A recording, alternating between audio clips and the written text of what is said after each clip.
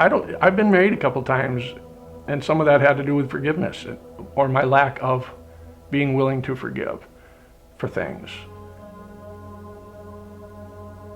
I didn't really even know that I was holding grudges on a lot of things in my life, but I did. And instead of trying to deal with it, I just more or less walked away and said, I'm out of here and I'll find something different, something better, trade up, whatever the case may be.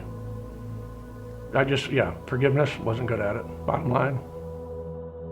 After a couple of failed marriages, and again, it goes back to forgiveness and love, or lack of, those two things, met Shana, and it was good. It was good. We had a lot of things in common. We had a lot of fun, and we were doing good financially. We got married. Things were looking good. And I thought, this is secure, this is the real deal. I owned a daycare for 15 years or so, and it went pretty well, and all of a sudden, a few years ago, it started to sort of take a plummet. The economy didn't help. There were some other factors in it that didn't help, but I was prideful and afraid, and I certainly didn't want Bill to know that, this life that you thought you were getting into is all of a sudden not anything at all what it really is. And, I hid things from him, lied about things, He would ask me if bills were paid. Oh, yep, everything's good, all's good. And it wasn't. I got a phone call one day from a bill collector, which I told him basically he was nuts. I said, I've never been late on a payment on anything in my entire life. What are you talking about? And he said, well, I hate to be the one to tell you, but you got some issues here, man. And anyway, I pretty much called him a liar, took his phone number, hung up the phone, and then I called Shana. And I said, what's this? Is this something? And there was dead silence on the other end of the phone. So I kind of knew the answer. I kept a lot of secrets. I hid a lot. I lied a lot. I still don't have a great answer for why I did that, other than the fact that it's prideful, it's scary, you have to be real, and it was hard to do that. And there was guilt. I mean, I had this huge amount of guilt.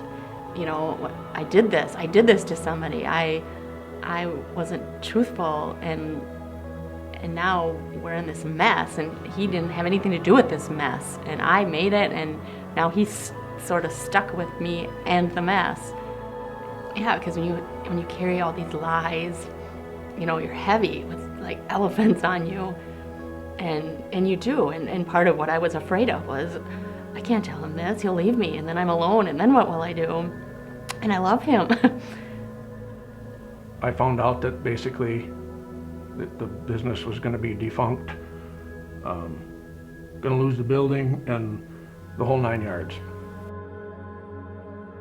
And my initial reaction was shock, because I couldn't believe that this person that I thought was finally the person, is how I felt at the time, betrayed me, and how, there's not even words really. It was shock and anger. And I walked out of the house. As I left the driveway, I thought, I'm kicking her to the curb, basically, and that sounds rude, but that was my go-to reaction. That's why I've been married 3 times, probably. I thought, I'm done. I'm running, I'm gonna cut my losses and start over. And by the time I got back, I would guess less than an hour went by. And I started thinking about the things that I've been forgiven for. Just the junk and the lives that I've hurt and the people that I've hurt, and even all the way back, like I said about my parents and how they forgave me and I did stupid things, and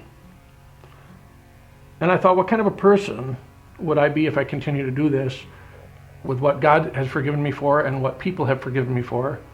Not to forgive her was not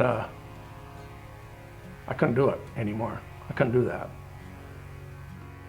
You know, that right there, and I think that was probably the moment where those elephants were lifted, and I felt like, wow, this is it. You know, this is, we're gonna make it, and it's not gonna be easy, and it has not been easy, you know.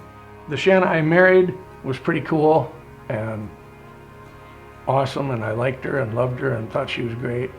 But the Shana I have today is a completely different person.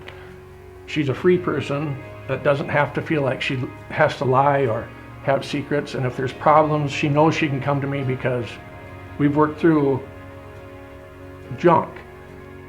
It is exhausting to lie, exhausting. And finally it was free, and it took a while. You know, there was he got pieces, you know, and eventually it just all kind of came out, all of the truth of all of it. And it was like almost immediately that there was, the lies were over. It was like immediately God sort of scooped us up. The situation, however ugly it was, really forced us almost to rely on God, because what else was there? What else is there? Like I said, we're not even through this yet. Without God, I personally know I wouldn't have made it. The journey that we've had, I don't think either one of us would. No, you can't. You can't do it without God. We just rely on Him that He's going to take care of us. And so far He has. In the back of my mind, I'm like, if she lied about this stuff, will she lie again? Of course I had that. If you're lied to, your trust factor is like in the toilet. And it was. Mm-hmm. But I chose an action, and the feelings followed. And I've heard that saying kind of before it happened, and that's what it was. I made that conscious decision. You know what? I'm not going to walk away from another marriage. I'm not going to walk away from this person that we made vows to stick together thick and thin, and I'm not breaking it this time. I'm not breaking that. And I made that choice. And in that choice, as time went on, it was like, yeah, this is good, you know. I like this person. And then it was like, yeah, she just told me she went and got a loaf of bread. I believe that. You know, I mean, my trust started coming back. And I mean, now guess what?